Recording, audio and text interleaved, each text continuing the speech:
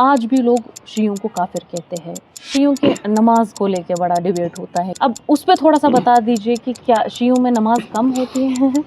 آقا صاحب، سجدگاہ کو لے کے بھی ڈیبیٹس ہوتے ہیں کہ شیعہ جو سجدگاہ پہ سجدہ کرتے ہیں غلط ہے. ماتم کرنا، گریہ کرنا، کچھ کہتے ہیں یہ کفر ہے، گناہ ہے، ایسا نہیں کرنا چاہیے. آپ ان دنوں عبادت نہیں کرتے، کیا ان دنوں عبادت میں چھوٹ ہوتی ہے؟ لیکن بہت سارے فرقے کے لوگ ایسا کہتے ہیں کہ اس پر سوگ نہیں کیا جانا چاہیے، وہ شہید ہوا، ٹھیک ہے، اس کو سیلیبریٹ کرنا چاہیے. بہت سارے لوگ اس کو ایز سیلیبریشن مانتے ہیں. کچھ تو شادیاں بھی اسی ڈیٹ پہ رکھتے ہیں. ہم یہ پانی نہیں لیں گے، ہمیں یہ پانی نہیں پینا چاہیے. اس میں سوگ کیوں رہتا ہے؟ سوگ کیوں کیا جاتا ہے؟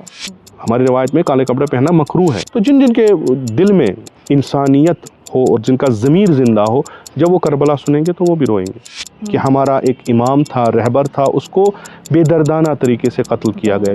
میں نے ایک بار اس بچے کو امام حسین علیہ السلام کی جو پیروں کی دھول ہے اس کو آنکھوں پر لگاتے ہوئے دیکھا ہے. تب سے مجھے اس بچے سے بڑی محبت ہے اور بروز قیامت میں اس کے اور اس کے والدین کی شفاعت کروں گا. تو ہم وہی کریں گے جو رسول اکرم صلی اللہ علیہ وسلم نے کیا. رسول اکرم صلی اللہ علیہ وسلم نے کوئی شادیانہ ایسا کوئی سیلیبریٹ نہیں کیا، انہوں نے رویا. تو آپ اپنا جو ہے یہ دنیا کو دکھاتے ہیں کہ ہم حسینیت کے ساتھ ہیں.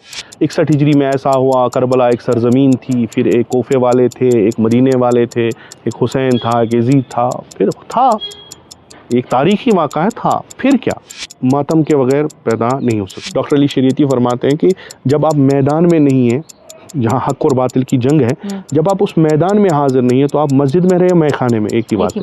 اشہد ان لا الہ الا اللہ پڑھا ہے اور سب نے اشہد ان محمد رسول اللہ صلی اللہ علیہ وسلم پڑھا ہے، اور یہ مسلمان ہونے کے لیے کافی و وافی ہے. السلام علیکم ورحمۃ اللہ وبرکاتہ. محرم الحرام کے پاک اور متبرک ایام چل رہے ہیں. محرم میں ماتم کیوں کیا جاتا ہے؟ کالا لباس کیوں پہنا جاتا ہے؟ اہل تشیع مسلمان نہیں ہوتے ہیں کیا؟ اور اہل تشیع کا مطلب کیا ہے؟ یہ سب سوالوں کے جواب ہمارے ساتھ دینے کے لیے موجود ہے آغا سید محمد ہادی صاحب، جو کہ نامور عالم دین ہیں اور اس کے ساتھ ہی حق کی بات کرتے ہیں اور اتحاد کی بات کرتے ہیں. اگر ہم ان کے خطبوں کی بات کریں یا جہاں جہاں یہ واعظ و تبلیغ کرتے ہیں وہاں لوگ ان کو سننا بڑا پسند کرتے ہیں، بلا مذہب بلا مسلک. اگر جمعے کے خطبے کی بات کریں یا ہم عاشورہ کے خطبے کی بات کریں تو بھیڑ بہت ہوتی ہے، بیٹھنے کی جگہ نہیں ملتی ہے، اور لائیو بھی سوشل میڈیا پر ان کو لاکھوں لوگ دنیا بھر سے دیکھتے ہیں. آغا صاحب، بہت بہت شکریہ ہمارے اس پوڈ کاسٹ میں جڑنے کے لیے. شروعات سوالوں کی آپ سے ہی کرتے ہیں کیونکہ لوگ آپ کو بڑا پسند کرتے ہیں، آپ کا انداز بیان انہیں مختلف لگتا ہے، متاثر ہوتے ہیں. اس پر کیا کچھ کہنا چاہیے، خاص طور پر جب نوجوانوں کی بات کریں گے؟ بلا مسلک بلا مذہب آپ کو سنتے ہیں، آپ کا کمنٹ سیکشن جو ہے پیار محبت سے بھرا رہتا ہے، کوئی بھی آپ سے نفرت نہیں کرتا ہے. ان سمپل ٹرمز کیا کچھ کہنا چاہیں گے؟ بسم اللہ الرحمن الرحیم. السلام علی الحسین وعلی علی ابن الحسین وعلی اولاد الحسین وعلی اصحاب الحسین الذین بذلوا مہجہم دون الحسین علیہ السلام. میری طرف سے سب ناظرین کے خدمت میں سلام اور محرم کے ایام میں تسلیت و تعزیت.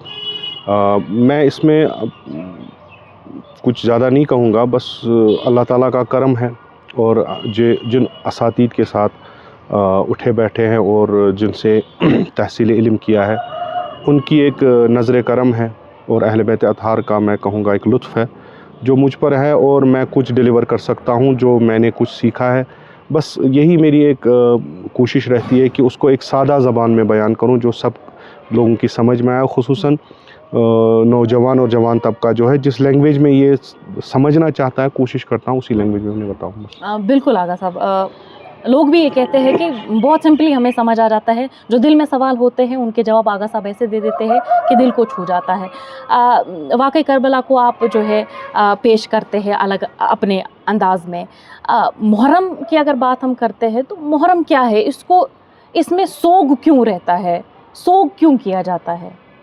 کیا یہ کسی کی بد دعا ہے؟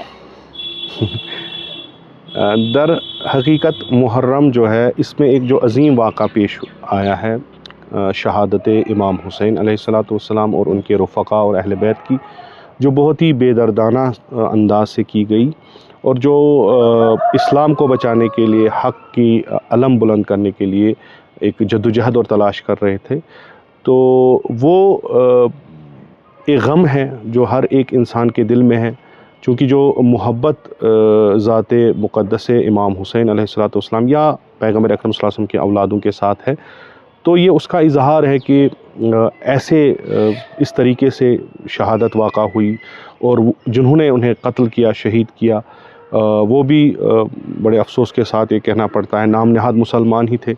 تو یہ ایک طریقے سے آپ یہ بھی کہہ سکتے ہیں کہ اظہار محبت ایک عزیز کی جو شہادت ہوئی ہے ایک وہ ہے، لیکن اس سے بڑا یہ ہے کہ کربلا کے بعد جو واقعات رونما ہوئے، جن ایمپائرز نے چاہا، چاہے بنو امیہ ہو چاہے بنو العباس ہو، جنہوں نے محبین اہل البیت کے ساتھ بہت وہ میں کہوں گا ظالمانہ رویہ اختیار کر کے چاہا کہ جو میسیج امام حسین علیہ الصلوۃ والسلام نے دی وہ باہر نہ آئے، تو شیعوں کے پاس، شیعہ یعنی پیروکار جو محب تھے اہل بیت اطہار کے، انہوں نے ایک طریقہ جو اہل ائمہ اطہار کے سفارش سے اپنایا، وہ یہ تھا کہ آپ غم منائیں، تاکہ جب آپ غم منائیں تو آپ سے پوچھا جائے کہ آپ کیوں رو رہے ہیں، جب سب دنیا ہنس رہی ہے تو آپ کیوں رو رہے ہیں، اور خصوصاً اس پرٹیکولر ٹائم پیریڈ میں کیا ہو رہا ہے۔ تو جب وہ غم منائیں تو جب سوال کرے کوئی یا نہ کرے، جب آپ وہ پیش کریں واقعہ، وہ اس طریقے سے پیش کریں کہ لوگوں کو سمجھ آئے کہ کربلا کیا تھا، اس کی میسیج کیا تھی،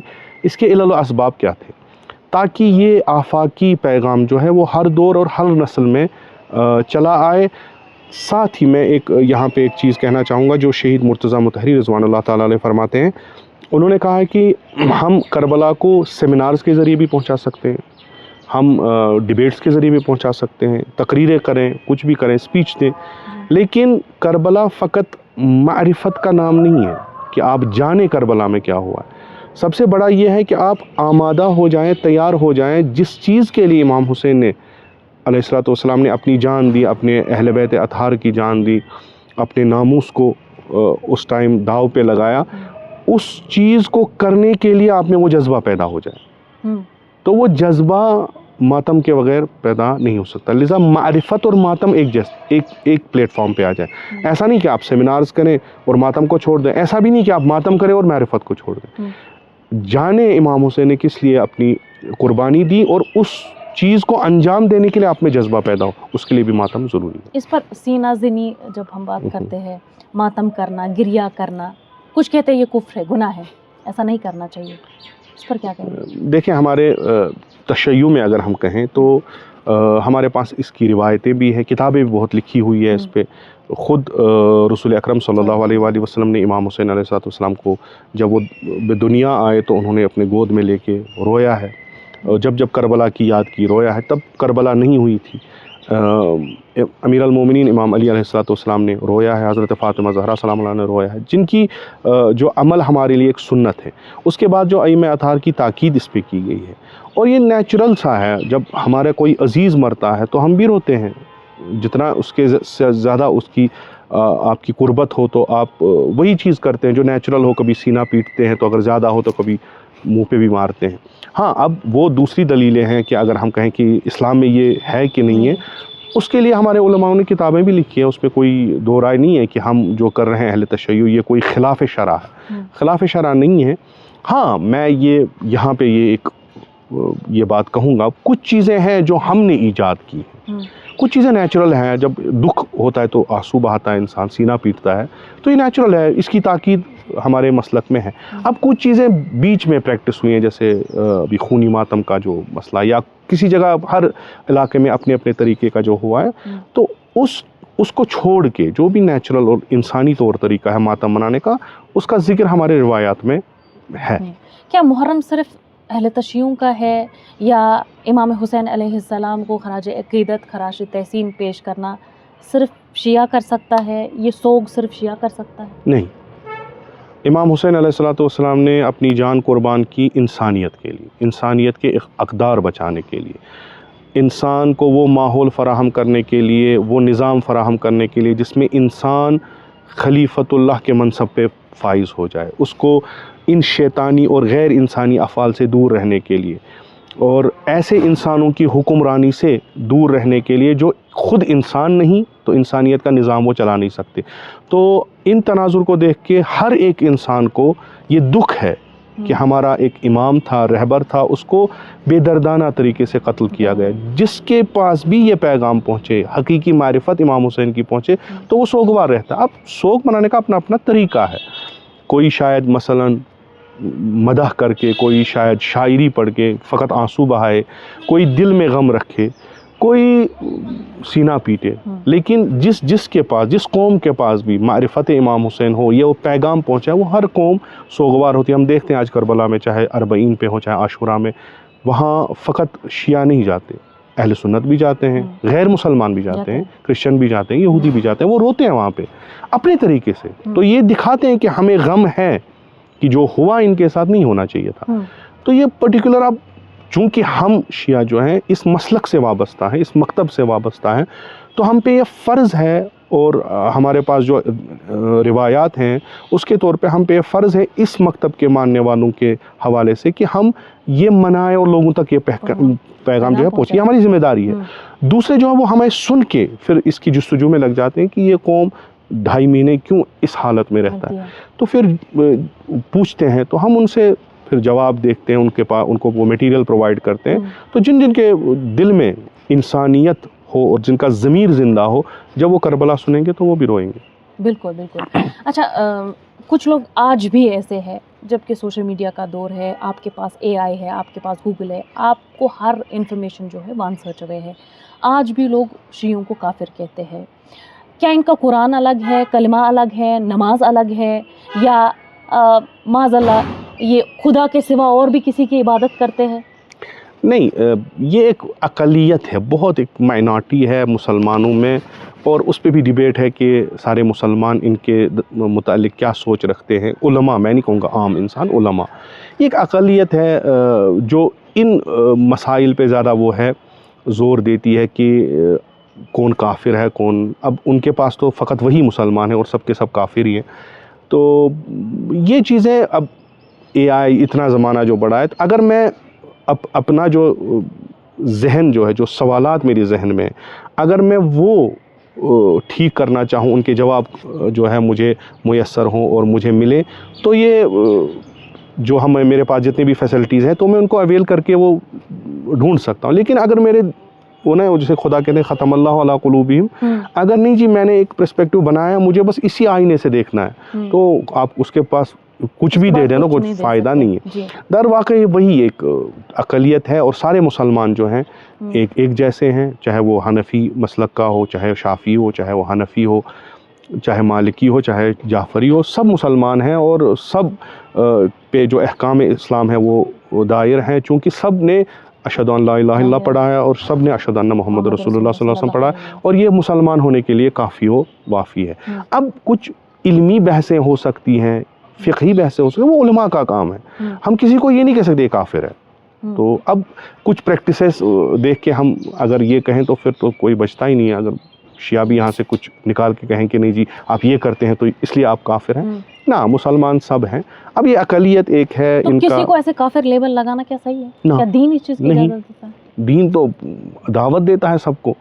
دین اصل آپ سیرت پیغمبر اکرم صلی اللہ علیہ وسلم دیکھیں، وہ تو یہودیوں کو دعوت دے کے بلاتے ہیں، اور یہودیوں کے نیچے اپنی ابا جو ہے وہ ڈالتے ہیں. ان کا تبلیغ جو ہے وہ نہ شمشیر سے ہوا، ان کا اخلاق سے ہوا. اگر مثلا وہ سب کو کافر کر کے چھوڑ دیتے تو پھر شاید کوئی مسلمان ہی نہیں بچتا. تو یہ ایک غلط طریقہ ہے. اب اس کے پیچھے کیا ہے، پولیٹکس ہے کیا ہے، وہ دوسری بات ہے، لیکن ہے ایک اقلیت. میں پھر سے کہوں گا تاکیداً، نہ سارے مسلمان، ایک چھوٹا سا ایک فریکشن ہے جو اس چیز میں مبتلا ہے. اچھا، شیعوں کی نماز کو لے کے بڑا ڈیبیٹ ہوتا ہے، اب اس پہ تھوڑا سا بتا دیجئے کہ کیا شیعوں میں نماز کم ہوتی ہے؟ نہیں، نماز وہی ہے جو سب میں ہوتی ہے، 5 وقت کی نماز ہے، وہی ہوتی ہے. اب جیسے میں نے کہا نا، فرقے ہیں، فرقے نے مذہب ہیں. مالکی مذہب ہے، حنفی مذہب ہے، شافعی مذہب ہے، ٹھیک ہے، حنبلی مذہب ہے، اور جعفری مذہب ہے. ان کے اختلافات جو ہیں یہ علمی ہیں، علمی اختلاف فقہ میں ہے. تو کوئی ہم نے اسلام جو وہی جو رسول اکرم صلی اللہ علیہ وسلم نے ہمیں کہا ہے کہ اب ہم نے ان 4-5 اماموں سے لیا ہے، اور ان کا اپنا جو ہے اپنے پاس جو ان کی احادیث ہیں، جو ان کا منبع ہے، سورس ہے، جس پہ یہ حکم لگاتے ہیں. تو مثلا ابو حنیفہ رحمۃ اللہ علیہ اس نتیجے پہ پہنچے کہ مثلا آپ ہاتھ باندھ کے نماز پڑھیں، ان کے پاس ایسے ہیں. کوئی ہے کہ نہیں ہاتھ کھول کے نماز پڑھیں، کوئی ہے کہ نہیں جی آپ دو نمازیں ملا کے پڑھیں، چونکہ یہ بھی صحاح ستہ میں بھی ہے، خود صحیحین میں بھی ہے کہ رسول اکرم صلی اللہ علیہ وسلم نے کسی ایمرجنسی کے بغیر جو ہے دو نمازیں اکٹھی پڑھی ہیں. تو کسی نے یہ کہا کہ ٹھیک ہے میں دو نمازیں اکٹھے پڑھوں گا، کسی نے کہا نہیں جی میں دو نمازیں اپنے اپنے وقت پہ پڑھوں گا. شیعوں میں بھی یہ ہے کہ افضل جو ہے کہ آپ اپنی نمازیں اپنے وقت پہ، ہاں، لیکن ایک وقت مشترک بھی ہے. یہ فقہی ایک بحث ہے. اس بنا پہ نہ شیعہ کم نماز پڑھتے ہیں نہ اہل سنت زیادہ نماز پڑھتے ہیں. جس کا فقہ جو کہتا ہے اسے اسی پہ عمل کرنا ہے. ٹھیک ہے سب 5 نمازیں پڑھتے ہیں، ہم بھی دن میں ایک ساتھ جو ہے 2 نمازیں پڑھتے ہیں. اہل سنت وہی دن میں 2 نمازیں پڑھتے ہیں، پھر شام کو بھی 2 نماز. ویسے ہی ہے، کوئی ایسا اگر شیعہ بھی الگ الگ پڑھ کے نماز پڑھے تو کوئی مسئلہ نہیں ہے. ٹھیک ہے. اچھا آقا صاحب، سجدگاہ کو لے کے بھی ڈیبیٹس ہوتے ہیں کہ شیعہ جو سجدگاہ پہ سجدہ کرتے ہیں غلط ہے، وہ خاک کربلا ہوتی ہے، مٹی ہوتی ہے، وہ اس کو لے کے کیا کہنا چاہیں گے؟ دیکھیں سجدہ جس پہ آپ کو کرنا ہے وہ خاک ہونی چاہیے، افضل خاک ہے. رسول اکرم صلی اللہ علیہ وسلم خاک پہ سجدہ کرتے تھے، ہمارے ائمہ اطہار خاک پہ سجدہ کرتے تھے. اب ہمارے فقہ میں یہ ہے کہ جس پہ آپ سجدہ کریں وہ پوری طرح پاک ہو، اس میں کسی بھی طریقے کا نجاست نہ ہو. ٹھیک ہے. اب آپ جائیں کسی جگہ پہ سجدہ کرنے تو شاید آپ کو شک ہو کہ شاید یہ پاک ہو نہ ہو. تو ہمارے فقہ میں یہ ہے کہ آپ مٹی جو ہے آپ ساتھ لے سکتے ہیں. ٹھیک ہے. تو آپ کسی رومال میں مٹی رکھیں، وہ پھر کھولیں تو اس پہ سجدہ کریں. خاک پہ سجدہ کرنا، افضل خاک پہ سجدہ کرنا. اس کی اپنی فلسفی ہے، اس پہ بھی کتابیں بہت سی لکھی جا چکی ہیں. دوسری بات یہ ہے کہ اب جو خاک ہے، خاک میں اب افضل خاک کون ہے؟ کون سی خاک جسے ہم کہیں یہ افضل ہے؟ مکے کی خاک افضل ہے، مدینے کی خاک افضل ہے. ٹھیک ہے. مسجد الاقصی کی خاک افضل ہے، ہمارے آنگن کی خاک افضل ہے.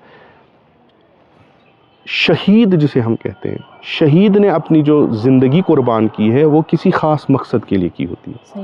ٹھیک ہے.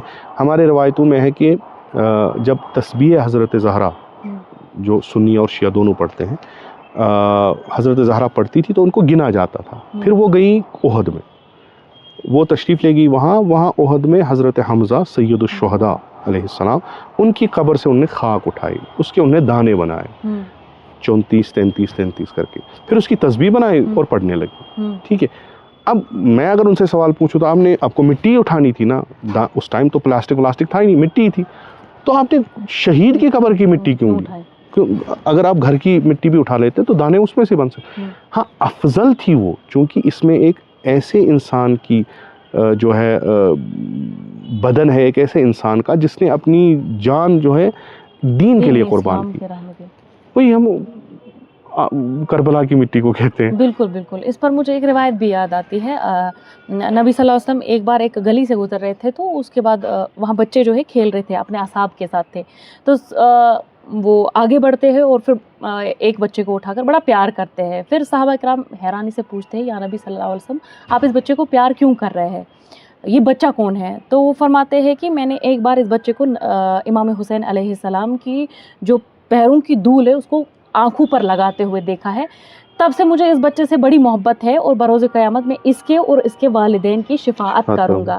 جب وہ ان کی شفاعت کریں گے جنہوں نے صرف دھول اٹھا کر آنکھوں پر ملی ہے، تو کیا ان کی شفاعت نہیں کریں گے جو خاک کربلا پر اس خاک پر سجدہ کرتے ہیں جس پہ خون ناحق بہا، جس پر ایک یہ ہے افضل. ٹھیک ہے. اب افضل کیا ہے؟ امام حسین کی مٹی، جہاں پہ امام حسین علیہ السلام کا خون گرا ہے، جو اسلام کی بقا کے لیے جنگ، اور خود امام حسین کی فضیلت الگ جی رسول اکرم صلی اللہ علیہ وسلم کے اقوال کے مطابق سید شباب اہل جنہ میں ہے، اور وہ فضیلتیں جو ان کی ہیں وہ الگ. دوسرا یہ کہ ہم سجدگاہ کو سجدہ نہیں کرتے، ہم سجدہ وہی کرتے ہیں اللہ کا، لیکن خاک پہ سجدہ کرتے ہیں. اور ہمارے یہاں کربلا کی خاک جو ہے وہ متبرک بھی ہے، اس پہ روایتیں بھی ہیں. تو ہم جو خاک پہ سجدہ کرتے ہیں اسی پہ سر ڈالتے ہیں، لیکن سجدہ اللہ کے لیے کرتے ہیں. یہ نہیں کہ ہم اس کے لیے سجدہ کرتے ہیں، سجدہ اللہ کے لیے ہی ہم کرتے ہیں. بس مٹی ہم پاک رکھتے ہیں، متبرک رکھتے ہیں، وہ کربلا کی مٹی ہوتی ہے. اچھا عاشورہ کو جو ہے واقع کربلا پیش آیا ہے، سانحہ ہوا، امام حسین علیہ السلام نے اپنا ہرا گرا بھر جو ہے لوٹتے دیکھا ہے. امام حسین کی شہادت کو جب ہم یاد کرتے ہیں تو اہل تشیع اس پر سوگ کرتے ہیں، لیکن بہت سارے فرقے کے لوگ ایسا کہتے ہیں کہ اس پر سوگ نہیں کیا جانا چاہیے، وہ شہید ہوا، ٹھیک ہے، اس کو سیلیبریٹ کرنا چاہیے. بہت سارے لوگ اس کو ایز سیلیبریشن مانتے ہیں، کچھ تو شادیاں بھی اسی ڈیٹ پہ رکھتے ہیں. تو اس پر کیا کچھ کہنا چاہیں گے؟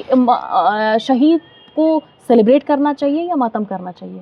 حالانکہ اس سے پہلے آپ نے اس بات کا جواب دیا ہے کہ ماتم ہونا چاہیے اور کیوں ہو رہا ہے، اس پر میں آپ سے پوچھنا چاہوں گی. ایک روایت ہے، مجھے یہ پورا ذہن میں نہیں، شاید اہل سنت کی ان کتابوں میں بھی ہے، میں نے سنا ہے بہت سارے اہل سنت علماء کو یہ روایت پڑھتے ہوئے کہ ابن عباس نے خواب میں دیکھا رسول اکرم صلی اللہ علیہ وآلہ وسلم کو، دھول اور مٹی سے پورا بدن ان کا جو تھا وہ تھا، اور انہوں نے پوچھا کہ یہ حالت کیا ہے، تو انہوں نے فرمایا وہ رو رہے تھے، کریا کر رہے تھے، تو انہوں نے کہا میں حسین کو دفن کر کے آ رہا ہوں یا ایسا کچھ.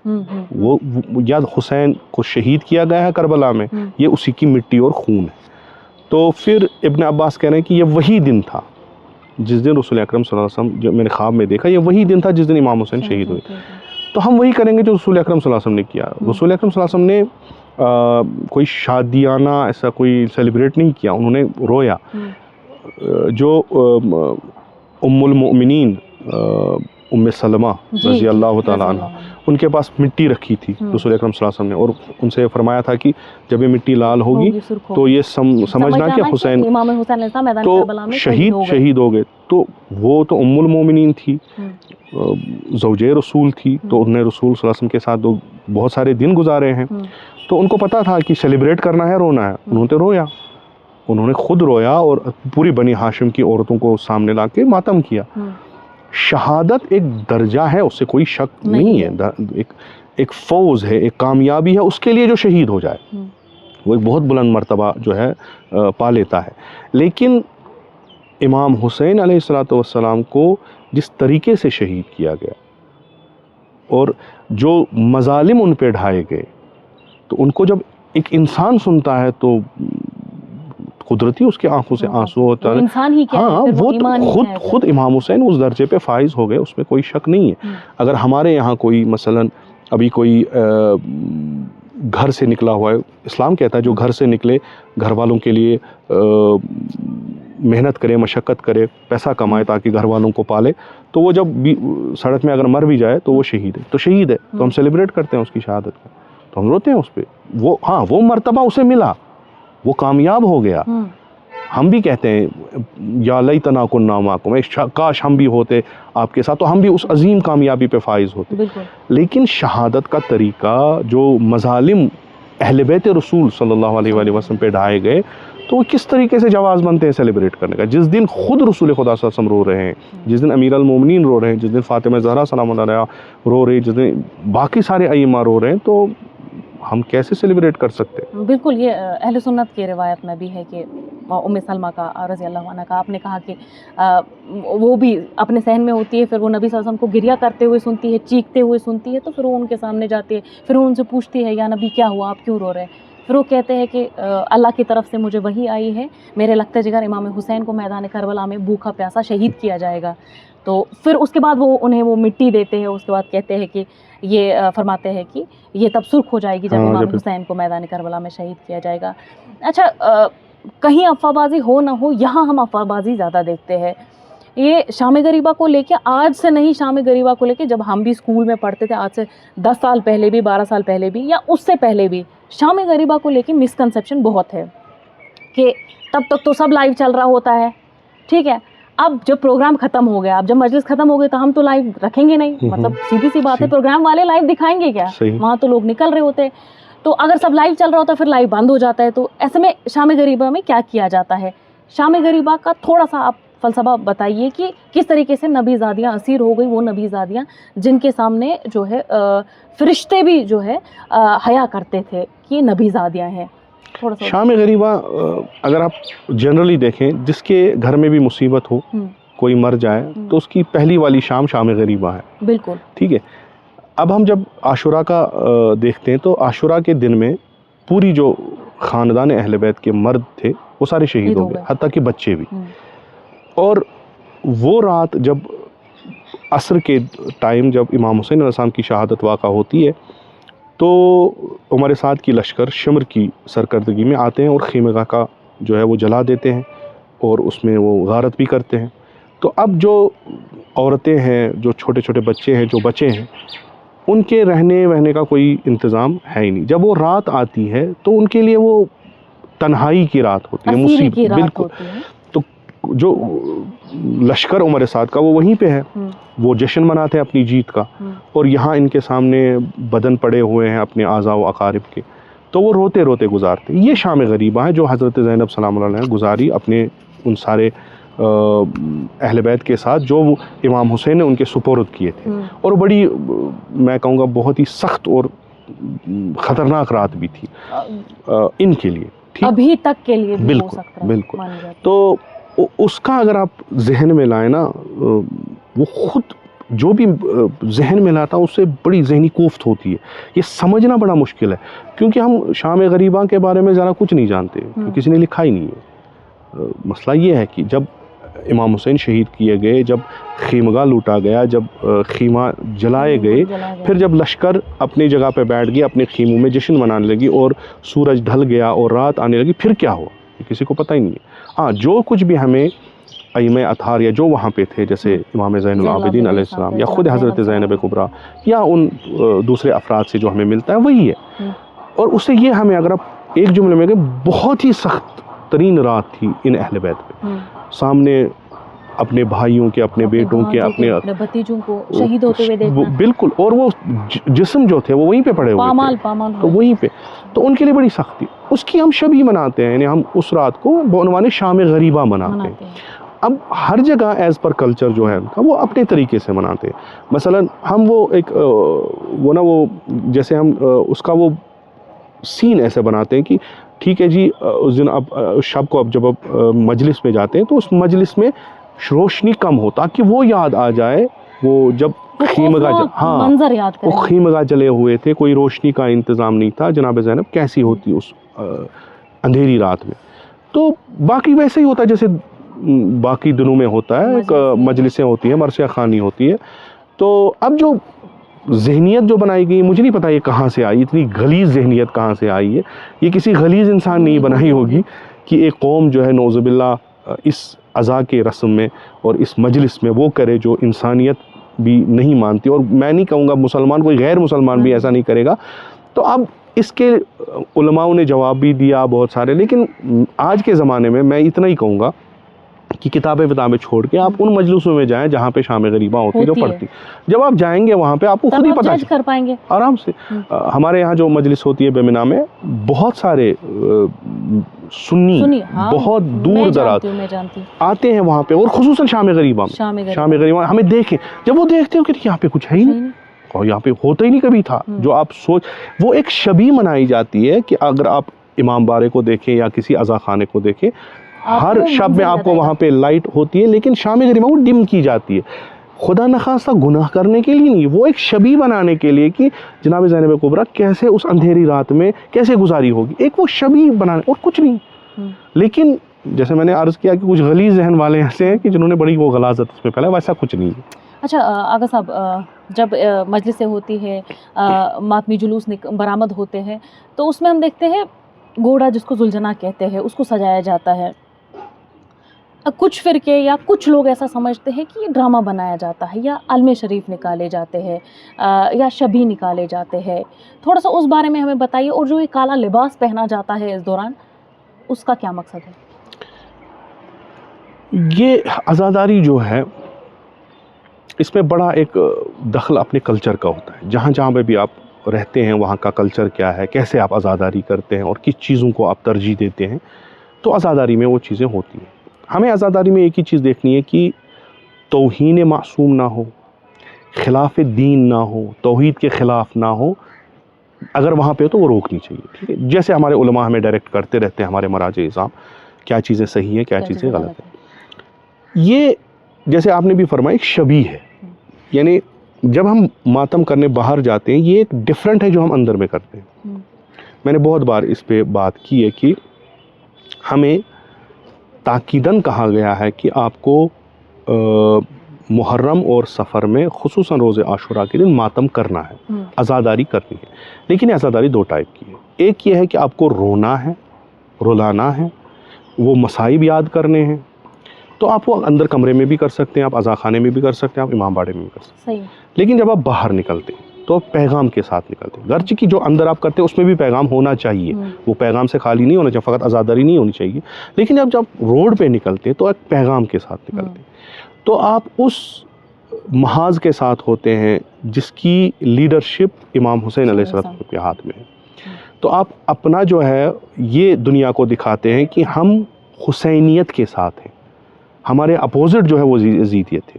یعنی آج بھی اگر کہیں یزید یا یزیدیت کھڑی ہو جائے تو ہم امام حسین کے پرچم کے تلے ہیں، ٹھیک ہے۔ اب اس میں ہم شبیہ بناتے ہیں، جیسے گھوڑا جس پہ امام حسین سوار ہوئے تھے، تو یہ ایک شبیہ ہے، یعنی ہم آپ کا فالو کر رہے ہیں، یہ ایک سمبل ہے ریزسٹنس کا جو کربلا میں ہے، وہ سمبل ہم بناتے ہیں، نہ ہی کہ خدا نخواستہ ہم اس کی جو ہے عبادت کرتے ہیں، ایسا نہیں۔ علم جو ہے وہ پورے اسلام میں ہے، ہر جگہ جہاں پہ جنگ لڑی پیغمبر اکرم صلی اللہ علیہ وسلم وہاں پہ علم تھی، اور اس کی قسمیں ہیں، تاریخ اسلام میں یہ بھی ہے کون علم کتنی بڑی تھی، کس قسم کی تھی، اس علم کی علامت کیا تھی۔ تو وہ علم جو وہی جہاں پہ روز عاشورہ جنگ کے دوران جو علم امام حسین علیہ السلام نے اٹھائی اور جو ابوالفضل عباس علیہ السلام کے ہاتھ میں دی گئی، اس پہ لکھا تھا محمد رسول اللہ، یہ بالکل تاریخ میں درج ہے۔ یہ ایک علامت ہے اسی ریزسٹنس کی، یعنی ہم حق کے محاذ پہ کھڑے ہیں، وہی پاتھ وہی راستہ جو رسول اکرم صلی اللہ علیہ وسلم نے دکھایا ہم اسی پہ ہیں۔ یہ علامات ہیں، اس میں کچھ ایسا غلط چیز نہیں ہے، یہ علامات ہیں۔ اور جب آپ باہر ان جلوسوں میں نکلتے ہیں تو لوگوں کو پیغام دیتے ہیں جبہ حق، حق کا محاذ زندہ ہے، اور اسی نعرے پہ زندہ ہے، اسی سلوگن پہ زندہ ہے جس پہ امام حسین تھے۔ بالکل ہمارا وہی ہے، وہی لا الہ الا اللہ، وہی محمد رسول اللہ، وہی دین اسلام، وہی اللہ اکبر، وہی توحید۔ ہاں اب بچایا کس نے؟ حسین نے، لذا ہم جھنڈے پہ حسین بھی لکھتے ہیں تاکہ دنیا کو یاد رہے کہ جب ایک دفعہ اسی اسلام پہ ایک مشکل آئی تھی، جب اسلام کے نام پہ ایسے لوگ حاکم بنے تھے کہ جن کا کوئی کرائٹیریا اسلام کے ساتھ ملتا نہیں تھا، کلمہ گو تو تھے، بالکل ظلم و جبر، جب زیادتیاں جب جاری، تب یہ امام حسین کی علم کھڑی تھی، آج بھی ہم اسی کے ساتھ ہیں، اس طریقے کا ہے۔ ہاں یہ دوسرا ایک کالا کپڑا، آپ نے دیکھا ہوگا جب آپ دیکھیں گے کرسچن کے یہاں جو مرتا ہے تو وہ کالے کپڑے پہنتے ہیں، یہودی کے جہاں پہ مرتا ہے تو کالے کپڑے پہنتے ہیں، غیر اسلامی جو ہو سفید کپڑے پہنتے ہیں۔ کالا جو ہے دین ابراہیمی میں، ادیان ابراہیمی جو ہیں، جو حضرت ابراہیم علیہ السلام کے بعد جو انبیاء آئے ہیں، ان کے دین کے ماننے والے جو ہیں وہ کالے کپڑے بعنوان غم پہنتے ہیں، یہ ایک غم کی نشانی ہے، لیکن واجب نہیں ہے کہ ہم کہیں گے نہیں کہ اگر ہم محرم میں کالے کپڑے نہیں پہنیں گے تو ہم نہ۔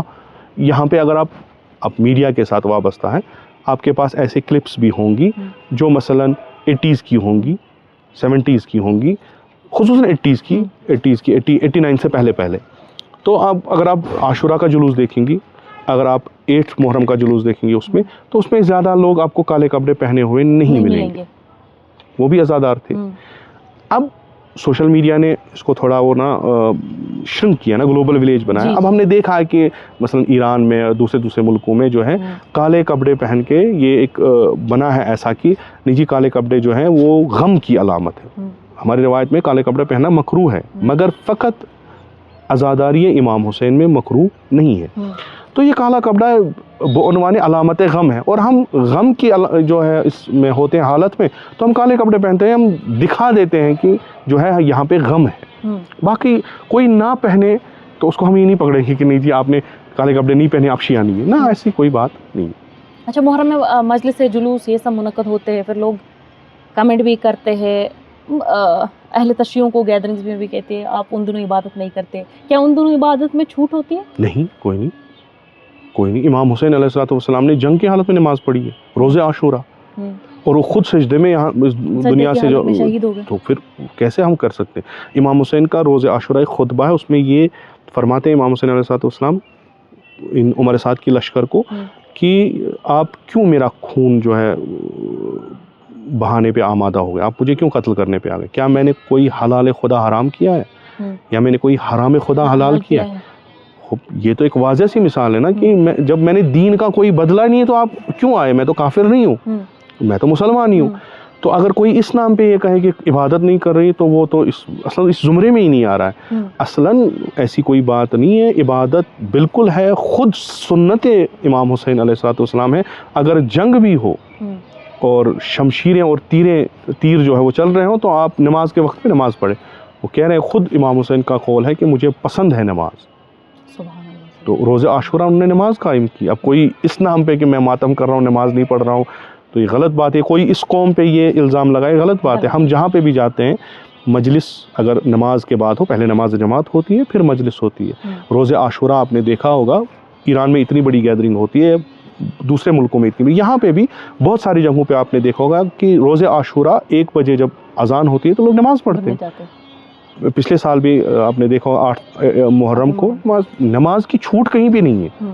تو کوئی یہ غیر عاقلانہ الزام ہے جو لگایا جاتا ہے. یہ غلط فہمیاں ہیں, تو ان غلط فہمیوں کو دور کرنے کے لیے ہم نے یہ پوڈ کاسٹ چنا.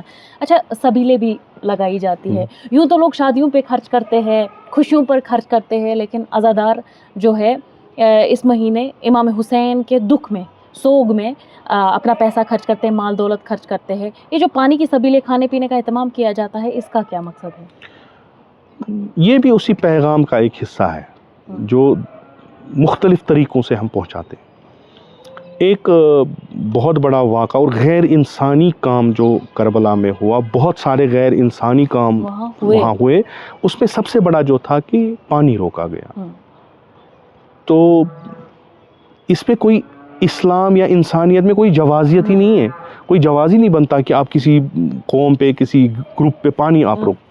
تو وہاں پہ پانی جو روکا گیا 7 محرم سے, تو ہم پانی دے کے یہ وہ درد بھی اور وہ پیغام بھی اور وہ میسیج بھی زندہ رکھتے ہیں. دیکھیں, ایک وقت انسان اتنا گرا کہ اس نے دوسرے انسان کو پانی دینا ہی بند کیا. تو اب ہم جو امام حسین کے نام پہ پانی دیتے ہیں وہ اس پیغام کے ساتھ کہ انسانیت جو ہے اس میں کوئی انسان وہ کام نہیں کر سکتا جو انسانیت کے اقداروں کے خلاف ہو. بذریعہ امام حسین نے یا خود روایات میں 3 بار کوفے والوں کو پانی دیا ہے. تو لیکن امام حسین پہ ہی پانی بند کیا گیا, ان چھوٹے چھوٹے بچوں پہ پانی بند کیا گیا. تو یہ غیر انسانی فعل ہے. تو ہم اس کے ایک طریقے سے کنڈم کرتے ہیں کہ نہیں جی ایسا نہیں ہونا چاہیے, گرچہ کہ وہ نام نہاد مسلمان ہی تھے, انہوں نے غیر انسانی کام کیا, ہم اس کو قطعاً قبول نہیں کرتے, بلکہ برعکس ہم اس گرمی میں لوگوں کو پانی پلاتے ہیں کہ حسینیت کا پیغام جو ہے وہ انسانیت کا پیغام ہے. اگر آپ انسان ہو تو آپ کو غیر انسانی کام انجام نہیں دینے.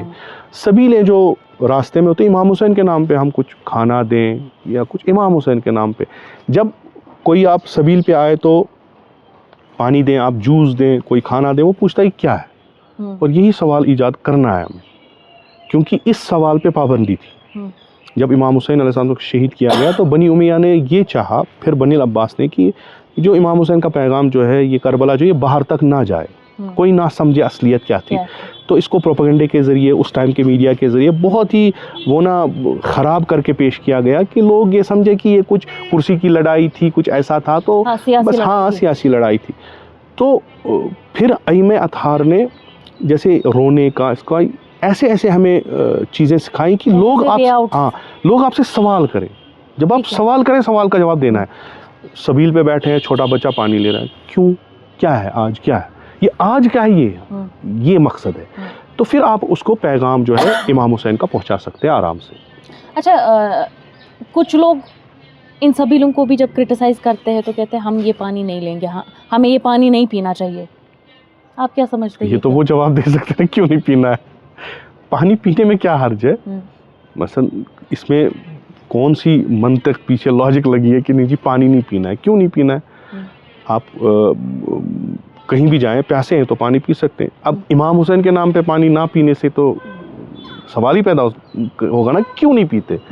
نہیں جی کیوں, مثلا کیا امام حسین پیاسے نہیں تھے جب وہ شہید ہو گئے؟ ہوں گے تو وہ مسلمان ہی جو یہ انکار کرتے ہیں, غیر مسلمان تو بیچارہ انکار ہی نہیں کرتا. تو ان سے پوچھیں کیوں آپ کے کتابوں میں لکھا ہے وہ پیاسے نہیں تھے. وہ پیاس جو ان پہ مسلط کی گئی تھی کیا وہ شرعی تھی؟ اسلام کا کوئی پیغام ہے کسی اسلام تو کہتا ہے کہ آپ کافر کو بھی پانی دے دو، اگر وہ تشنا ہے تو اس کو پانی دے دو. تو یہ کون سا اسلام تھا جو وہاں پہ؟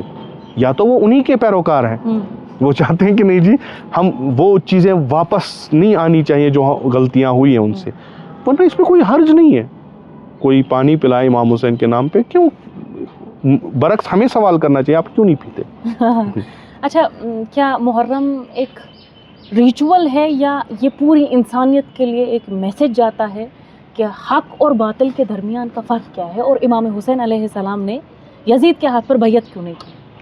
میں یہ کہوں گا کہ ریچول نہیں ہے، لیکن بدقسمتی سے جیسے دوسری چیزیں ہمارے اسلام میں مسلمانوں نے ریچول بنائی ہیں، شیعوں نے محرم کو ریچول بنایا ہے، اور اس میں ہم سب شریک ہیں. اور جیسے نماز ہے، سارے مسلمان پڑھتے ہیں، نماز پڑھتے ہیں، اور نماز کا فلسفہ جو قرآن کہتا ہے کہ ان الصلاۃ تنہی عن الفحشاء والمنکر، جو نماز ہے وہ آپ کو بھی پاک رکھتی ہے، آپ کے معاشرے کو بھی پاک رکھتی ہے، پوری انسانیت کو پاک. اس کا کام ہی یہ فلسفہ ہے نماز کا. یعنی جس قوم میں نماز برپا ہوتی ہے وہاں پہ ڈرگس نہیں ہوں گے، وہاں پہ کوئی غیر انسانی کام نہیں ہوگا. لیکن جب یہی نماز ریچول بن جائے، نہیں جی جمعہ کو آپ پڑھنی ہے، نماز پڑھنی ہے، کیا کریں، بھیڑ لگ جاتی ہے، سارے دوڑ کے جاتے ہیں نماز پڑھنی ہے، مؤذن نے آذان دی، مثلا ظہر کا وقت ہوا، نہیں جی نماز پڑھنی ہے، واجب ہو گئی، ریچول ہے. لیکن جہاں پہ نمازیں قائم ہوتی ہیں، جہاں پہ مسجدیں ہیں، جو لوگ نماز پڑھتے ہیں، کیا وہ ان فحشاء و منکرات سے پاک ہیں؟ نہیں ہے، تو ریچول بن گیا. سیم محرم پہ بھی محرم آیا جی، بینرز چڑھ گئے، ہم نے عشروں کا انتظام کیا، کہاں کس جگہ پہ علم شریف کا جلوس نکالنا ہے، کہاں پہ یہ ذوالجناح شریف کا جلوس نکالنا ہے، اس پہ بڑا اہتمام ہوتا ہے. لیکن آپ بحیثیت حق پرست جس کی آپ نے علم اٹھائی ہے، جو آپ پیغام لوگوں کو دینا چاہتے ہیں، کیا وہ اپنی زندگی میں اپلائی کرتے ہیں؟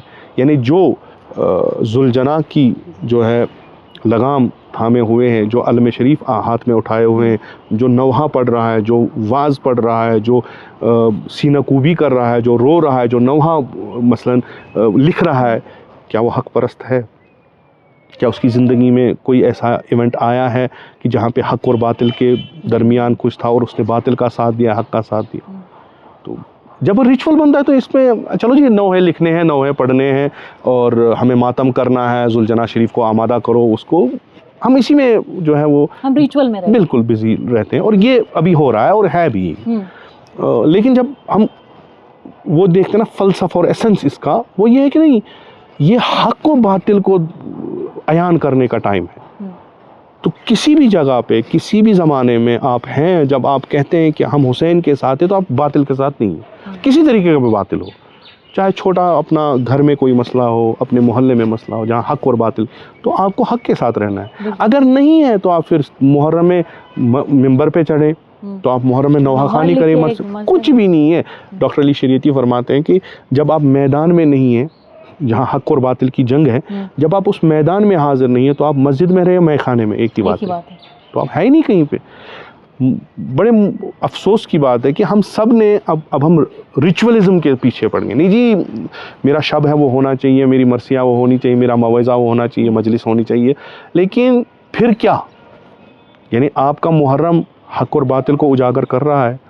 آپ یہ اتنی بڑی قوم حق اور باطل کے جو ہے درس پڑھ رہے ہیں لوگوں کو، کیا آپ کے خود اس قوم میں حق اور باطل کی معرفت ہے؟ اس میں انٹروسپیکشن کی کتنی ضرورت ہے؟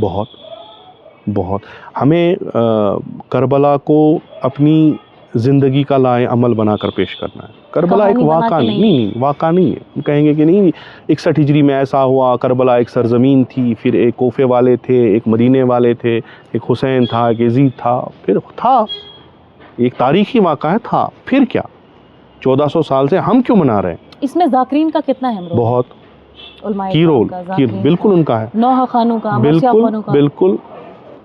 جو عالم ہیں، جو واعظ پڑھ رہے ہیں، جو لوگوں کو کربلا سکھا رہے ہیں، ان کو چاہیے کہ اس کربلا کو آج کے کربلا سے جوڑ کے بنائیں.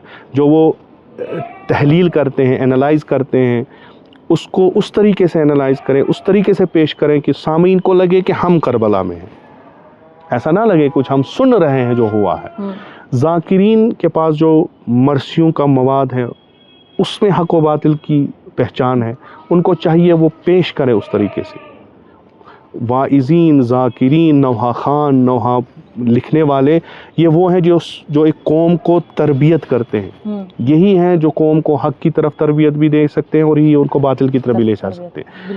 ان کا طریقہ کیا ہے، ان کو بیان کرنے کا طریقہ کیا ہے. اور جب تک آپ زمانے کے مطابق، جس جگہ آپ رہتے ہیں اس مکان کے مطابق تاریخی واقعہ کی تجزیہ اور تحلیل نہیں کریں گے تو وہ آپ کے کسی کام کے نہیں.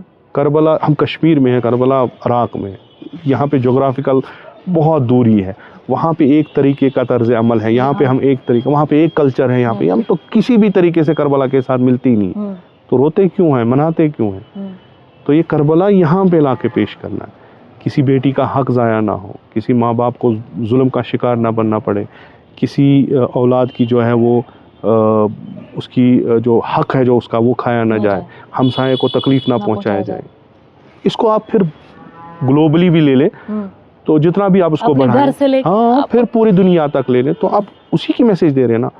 تو ان کو چاہیے کہ کربلا کو اس تناظر میں پیش کریں. آج کی جنریشن جو ہے اس کو نہ لگے کہ میں ایک فرسودہ چیزیں سن رہا ہوں جو آج تک سنتے آ رہا ہوں ایسے ہی نہ، ایسے نہیں. آج کے جوانوں کو یہ لگے مجھے آج کا درس دیا جا رہا ہے. تو اس میں جو ہے مین کریکٹرز ہی ہیں، علماء، ذاکرین، نوحہ خان اور نوحہ. اچھا آغا صاحب، جو یہ سلسلہ رہتا ہے فرسٹ محرم سے لے کے پھر پورا یہ مہینہ اور پھر سفر کا مہینہ بھی اس میں مجلسیں ہوتی ہیں، خاص طور پر مجلسیں رات میں ہوتی ہے، عصر نماز کے بعد شام کو. تو اس میں کیا کہنا چاہیں گے آپ؟ کیونکہ لوگوں کو وہاں بھی کنفیوژن ہے کہ شام میں کیوں مجلسیں ہوتی ہے، ٹھیک ہے، اور اس میں پردے کا کتنا رول رہتا ہے، حیا کا کتنا رول رہتا ہے، وہ ذرا بتائیے. دیکھیں شام کو ایک یہ ہے کہ سارے فارغ ہوتے ہیں، دن میں اپنا کام ہوتا ہے. اسلام کبھی نہیں کہتا کہ ہمارے جو یہ کوئی ایک دن کا مسئلہ نہیں ہوتا، یہ پورے 2.5 مہینے کا مسئلہ ہوتا ہے. ایک قوم کو آپ کاروبار سے جدا نہیں کر سکتے کہ آپ کو صبح سے شام تک مرثیہ پڑھنی ہے تو آپ کام نہ کریں، ایسا تو کوئی تعلیم ہے ہی نہیں. ہاں دن میں وہ اپنا کام کریں، کوئی جاب پہ جاتا ہے، کوئی مزدوری کرتا ہے، کوئی بزنس کرتا ہے، وہ کرے. شام کو معمولاً ٹائم ایسا ملتا ہے جب انسان فارغ ہوتا ہے، تو یہ مجلسیں شام کو ہوتی ہیں. اس پہ کوئی ایسا نہیں ہے کہ دن میں بھی مجلسیں ہوتی ہیں، لیکن وہ اوکیجنلی ہوتی ہیں.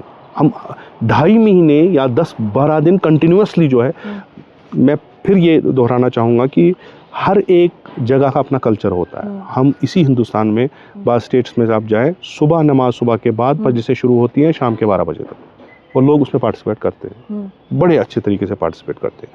تو یہ ان کا اپنا کلچر ہے. لیکن اگر مجلسوں سے کسی کے معاشی حالات پہ اثر پڑے تو صحیح نہیں ہے. سب شام کو بیٹھے ہوئے ہوتے ہیں، فارغ ہوتے ہیں، دن میں اپنا کام کریں، شام کو مجلسیں 1-2 گھنٹہ بیٹھیں. اور یہ آرگنائزر جو ہوتے ہیں مجلسوں کے، ان کو پردے کا اہتمام کرنا. اگر ان کے مجلسوں میں عورتیں بھی آتی ہیں اور مرد بھی آتے ہیں، ان کو اس کا معقول انتظام کرنا ہے. عورتیں کہاں بیٹھیں گی اور مرد کہاں بیٹھیں گے. ہوتا کیسے؟ ہوتا بھی ایسے ہی. مثلا ہر جگہ جہاں پہ آپ جائیں، ایک جگہ ہوتی ہے مردوں کے لیے، ہاں بالکل، عورتوں کے لیے الگ جگہ ہوتی ہے. جیسے ہمارے امام باڑے ہیں، اگر ایک ہی ہال میں ہو تو پردہ بیچ میں ہوتا ہے. یہاں پہ عورتیں ہوتی ہیں، یہاں پہ مرد ہوتے ہیں، انٹری ایگزٹ الگ الگ ہوتے ہیں. اور اگر 2 فلورز ہوں تو ایک فلور عورتوں کے لیے ہوتا ہے، اور ان کی بالکل انٹری الگ ہوتی ہے، ایگزٹ الگ ہوتی ہے. ہاں اب ہم کچھ ایسے وہ تنقیدی ذہن کے وہ کہتے ہیں نہیں جی آپ نے اندر تو الگ کیا، باہر کیا کریں. اب تو سڑک پہ ہم الگ الگ تو نہیں کر سکتے نا. تو ہاں یہ ہے کہ جو بھی ہماری مائیں بہنیں ان مجلسوں میں آتی ہیں، انہیں یہ خیال رکھنا ہے کہ انہیں پیغام حضرت زینب سننا ہے سلام اللہ علیہا، انہیں وہ کردار سننا ہے. تو ان کو ظاہراً بھی اس کردار کے مطابق بنانا ہے. تو وہ کسی پکنک میں نہیں آتی، کسی سیلیبریشن میں نہیں آتی، ایک مجلس میں آتی ہے جہاں پہ معرفت ہے، جہاں پہ عزا ہے. تو ان کو اس حساب سے اپنے آپ کو ڈھالنا پڑتا ہے، وہاں پہ آنا پڑتا ہے. تو ہونا بھی ایسا ہی چاہیے، ہونا بھی ایسے ہی آتی ہیں. میں نہیں کہوں گا کہ نہیں ہے، ہماری مائیں بہنیں جو ہیں وہ ایسے ہی آتی ہیں جیسے لگتا ہے کہ ان کا کوئی اپنا مرا ہوا ہے. اب اگر کہیں پہ بھی مثلاً باہر جا کے ایسا ہوتا ہے تو ہمیں اپنے گھروں میں بھی اپنے ماؤں بہنوں کو بحیثیت ایک خاندار جو ہے گھر کا جو ہے، ان کو یہ کہنا چاہیے کہ اگر انٹری ایگزٹ الگ الگ ہے تو آپ اسی سائڈ میں جائیں، پھر نکلتے وقت فلانی جگہ پہ جہاں پہ گاڑیاں کھڑی ہوں تو جیسے وہ اختلاط جو ہے وہ نہ ہو. تو الحمدللہ میں یہ کہوں گا کہ اکثر جگہوں پہ ایسا انتظامات ہیں اور عورتیں الگ ہوتی ہیں, مرد الگ ہوتے ہیں, آنا جانا بھی ان کا الگ ہوتا ہے, کہیں پہ ایسی کوئی بات نہیں ہوتی. روڈ تو الگ الگ روڈ تو الگ الگ کی نہیں جا سکتے, اس کا تو ہم یہ نہیں کر سکتے. اچھا, آخری سوال آقا صاحب میں آپ سے پوچھنا چاہوں گی, جو علماء اکرام آج بھی مذہب کے نام پر فرقے کے بیچ میں نفرتیں پھیلاتے ہیں, اس پر یا الگ الگ مسلک سے لوگ ہیں ان کے درمیان نفرت پھیلانے کا کام کرتے ہیں, ان پر کیا کہنا چاہیں گے, ان کو میسج کیا دینا چاہیں گے, اور عام لوگوں کو کیا میسج دینا چاہیں گے؟ جو بھی یہ کام کرتا ہے تو یا تو اس کے ذہن میں اسلام سمجھ میں نہیں آیا ہے پورا, یا تو وہ دشمن کا وسیلہ بنا ہوا, اعلی کار بنا ہوا. کیونکہ دشمن کا جو ہے وہ یہی ایک حربہ ہے کہ مسلمانوں کو آپس میں بانٹ دو, ان کو ایک دوسرے کا دشمن بنا دو, تاکہ دوسری چیزیں جو ہم ان کے خلاف کرنا چاہتے ہیں وہ ہم کر سکیں. اب اگر کوئی عالم نما شخص اس میں مدد کر رہا ہے تو ڈیفینیٹلی وہ انہی کا کوئی ایجنٹ ہوگا. اسلام اخوت کا درس دیتا ہے, بھائی چارے کا درس دیتا ہے. اسلام امن اور آشتی کا درس دیتا ہے. سلام علیکم, پہلی جو بات جب ہم کہتے ہیں نا السلام علیکم, تم پہ سلامت ہو, سلامتی, امن ہو, تم اچھے طریقے سے رہو. تو یہ دین کبھی بھی ہم خون ریزی اور نفرت کا درس نہیں دے گا. ہاں یہ کہتا ہے ان لوگوں سے, ان فورسز سے آپ نفرت کرو جو انسانیت کے خلاف ہو. یہ تو طبیعی انسان کی ہے. تو ایسے علماء بدقسمتی سے ہیں, میں اگر اپنے مسلمانوں کی بات کروں, ہیں ہر جگہ پہ ہیں, ہر طرف میں ہیں, ہر فرقے میں ہیں. تو لوگوں سے میں کہوں گا ان کی باتوں پہ کان نہ دھریں, ان کا کام ہی, ان کی دکانیں ایسی ہی چلتی ہیں اگر دوسروں کے خلاف یہ بولیں. ہاں ہمارے علمی اختلافات ہیں, علماء آپس میں بیٹھ کے وہ حل کریں, اور اس کی زبان بھی ویسی ہے, ایسا نہیں کہ ہم جو ہے ایک دوسرے کو گالیاں دیں. اور اگر کوئی آپ کے سامنے آیا ہے اسے تذکر دے کہ اس ٹائم ایسی باتیں نہ ہونی چاہیے. اگر وہ پھر بھی اسی چیز پہ مصر رہا تو وہ تو دشمنوں کا ایجنٹ ہے, اس کو نہ ہی سنیں. آپ ان کی سنیں جن کے پاس علم ہے, جن کے پاس ویژن ہے, جن کے پاس بصیرت ہے, جن کے پاس علم میں ڈیپتھ ہے, اور جن کے پاس تسلط ہے اپنے جو وہ ہمیں کہتے ہیں, ان کو سنیں. تو میرے خیال سے آپ کا جو ہے ذہن وہ کھل جائے گا. اسلام ایک دین ایسا ہے کہ جو آپ کام کرتے ہیں بحیثیت انسان, چاہے وہ انفرادی ہو چاہے وہ اجتماعی ہو, ان کو ڈائریکشن دیتا ہے. یہ دین کا کام ہے, دین اسلام کا کام ہی, ان کو ڈائریکشن دیتا ہے اس سمت میں جہاں آپ کی دنیا بھی بس جائے اور آخرت بھی آباد ہو جائے. بس اتنا اس کا کام ہے. جو بھی اس ڈائریکشن میں جا رہا ہے اس کی سنیں. جو آپ کو لڑا رہا ہے, جو آپ کو اس ڈائریکشن سے ہٹا رہا ہے, چھوڑ دیں. اسی میں مشغول رکھ رہا ہے, ہاں بس اس کو چھوڑ دیں, اس کو چھوڑ. بہت ہوا, اب 1400 سال گزر گئے ہمیں آپس میں لڑتے ہوئے, کچھ نہیں ملا. مسلمان سب بھائی بھائی ہیں, اس میں کوئی نہیں ہے کوئی اس فقہ پہ عمل کرے, کوئی اس فقہ پہ, کوئی نہیں. ہر ایک کی عبادت قبول ہے, سب کا ایک ہی, بالکل, نماز سب کی سیم ہے, بالکل. کیا پتا کل اللہ تعالیٰ کی عدالت میں کیا ہوگا, وہ خدا جانے. اور ہمیں کام کرنا ہے, نتیجے پہ ہمیں نہیں جانا ہے. ہم کب اللہ تعالیٰ ہمیں جنت دے گا یا جہنم, وہ ہمارا کام ہے ہی نہیں. ہمیں جس کام کے لیے ہم بھیجا گیا بحیثیت انسان, دنیا آباد کریں, لوگوں کے ساتھ اچھا برتاؤ کریں, ہر ایک کے ساتھ, چاہے وہ مسلمان ہو چاہے غیر مسلمان. ہم اگر خلیفۃ اللہ کے منصب پہ ہیں تو ہمیں پالنا ہے, ان لوگوں کو پالنا ہے. ہمارے ہاتھوں سے کوئی ایسا کام نہ ہو جس کے لیے ہم کل شرمندہ ہو جائیں, اس دنیا میں بھی روز دنیا میں. یہ اسلام کا کام. بہت شکریہ آپ کا آقا صاحب, بہت شکریہ آپ کا. اللہ آپ کو سلامت رکھے, آپ کی عمر دراز کرے, اور ہمیں ہمیشہ آپ کے وعظ و تبلیغ سننے کی توفیق عطا فرمائے. آپ کے وعظ و تبلیغ میں اثر ہی ایسا ہے کہ ہر طرف سے ہمیں بھی بولا جاتا ہے کہ آقا صاحب سے ایک باری بات کریے, آقا صاحب سے یہ سوال پوچھے گا. تو یہ وہ سارے سوال ہم نے ان سے پوچھے ہیں جو اکثر اہل تشیعوں سے, عزاداروں سے جو ہے ورک پلیسز پہ, کالجز, اسکولس یا گیٹ ٹوگیدرس میں پوچھے جاتے ہیں. یہ ان سارے سوالوں کا جواب آقا صاحب دے چکے ہیں. اور بھی کچھ سوال ہوں گے وہ بھی ہم لیں گے, اور بالکل محرم میں ہم کوریج کرتے رہیں گے. اور آپ تک جو ہے اور بھی محرم کا جو فلسفہ ہے, عاشورہ کا جو فلسفہ ہے, پیغام کیا ہے, اس سب پہ بھی بات چیت کرتے رہیں گے. بہت بہت شکریہ آقا صاحب آپ کا. آپ کینڈid کنورسیشنز ود فضا زینب دیکھتے رہیے.